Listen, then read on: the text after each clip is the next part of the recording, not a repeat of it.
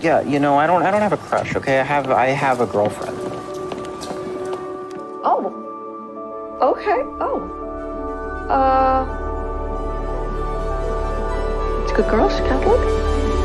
Say Jesus for me.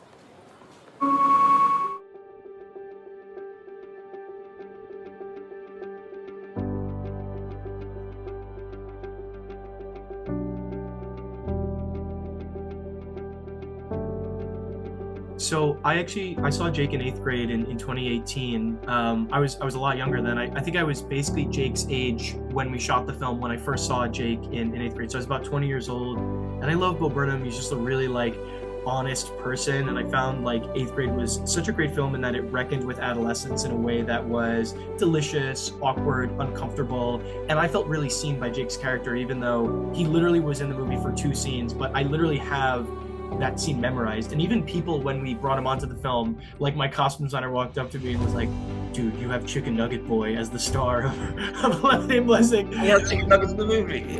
Yeah.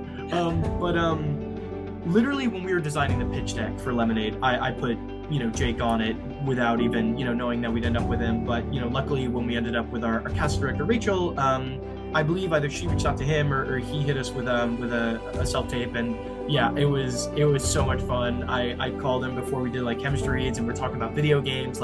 He told me, he's like, I love that Zelda Wind Waker was in the first minute of the movie or the first page of the script.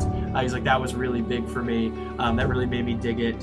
And then I think a friend of his tried out for the role and messaged him and said, hey, this looks really good for you. Have you tried out for this? Do you know about this? This character feels like you. So he was always in mind. And then I think he really related to the script. And then people are telling him dude, I think this is you. So it kind of all just came together in that way.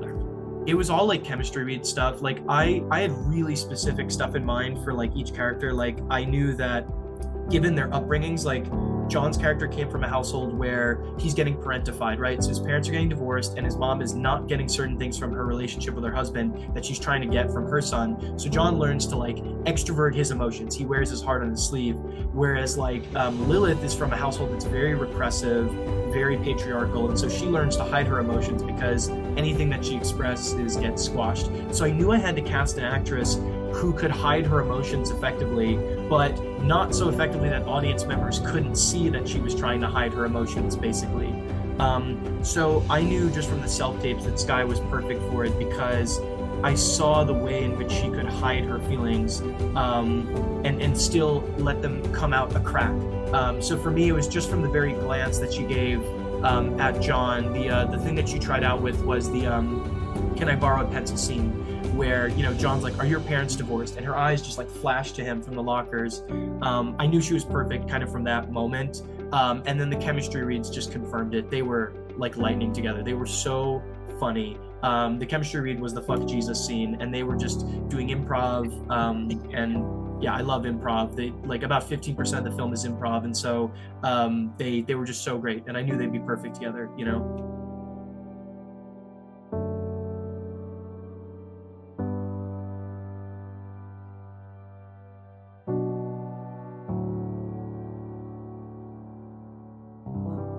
Absolutely, yeah. I thought it was so important to reckon with the fact that these Catholic high schools are difficult for everyone, but they're especially difficult for young girls who are getting incredibly powerful messaging about how they should be, how they should act.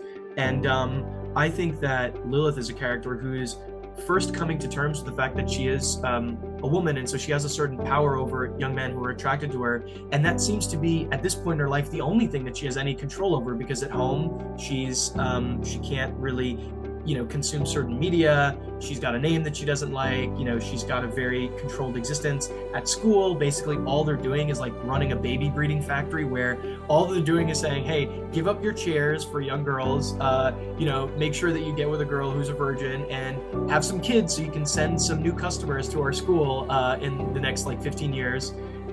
So I think she's coming to terms with that and just feeling really angry, and while also having her own sexual awakening. So all these things are very merged for her. And so when she goes for John, all these things are coming to terms with she's experiencing her first attraction to this boy, but she also just doesn't know how to have a relationship that isn't a power dynamic, because that's all she's witnessed at home is just a relationship where one person gets crushed and one person gets hurt. So I think she's acting out her parental dynamics, and yeah, I wanted to be honest, and I also wanted to provide conflict to the story. So, you know, you design a character that can provide external conflict while also feeling psychologically honest. And I think that, yeah, it was a release. It was really exciting to write the character and to work with Sky.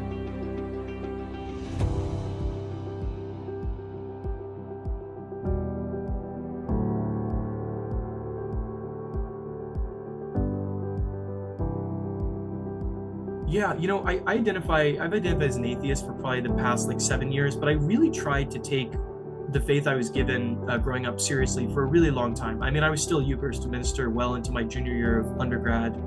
I ultimately became more of a materialist. Like, I really believe that these experiences, these faith experiences, are profound to people. Religion can be the cause of a lot of good in the world. It can also be the cause of a lot of bad. You know, it's like a man-made tool, right? So religion and guns are very similar, right? It's like, man made them. They can be used for really heinous things, and maybe less heinous things. Maybe gun's not a perfect analogy in that sense, but you know, like, I don't identify with the faith anymore, but I identify with religious thinking in the sense that religious people really like to dedicate their lives to something greater than themselves. They try to be kind of, you know, humble and not really identify with like wealth or fame as the primary drivers of life. And I find that there is a serious overlap between people who become artists and people who are raised religious or identify as religious, because they're both just so dedicated to what it is they're doing.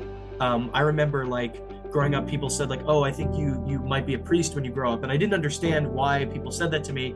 But now I understand, now that I'm older, because in a sense, I'm like a priest for film, in that you have to take 3 vows when you're a priest. You have to take a vow of poverty, which I put all of my money into the film. You have to take a vow of obedience, and I do whatever the film needs. And you have to take a vow of chastity, because it like fucks up every relationship I get into. So I really, I'm like, I get it now. I get it, you know?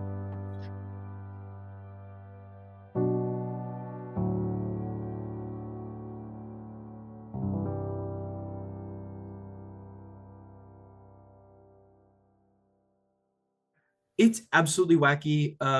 I try not to think about it too much, because it's really weird. Like, the law of large numbers and low probabilities makes it such that there is no guarantee for any outcome like this. And so I'm just trying not to think about it, because it kind of boggles my mind when I think about it.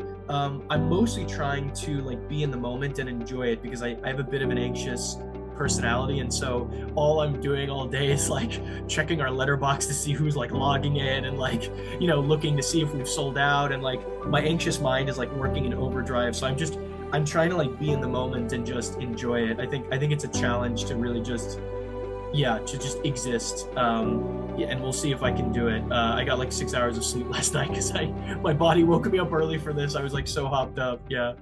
Glenn, that's so sweet of you. I can't even believe you watched it twice. That's incredibly kind of you. Thank you for taking the time and both to watch the movie twice and to talk to me today. It was such a pleasure.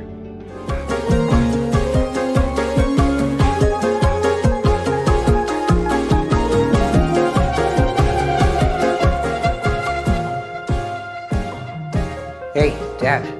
Guess what? Hey, buddy, what's up? I have a girlfriend. Hey, same here. High five. Oh, yeah, awesome. Good for you.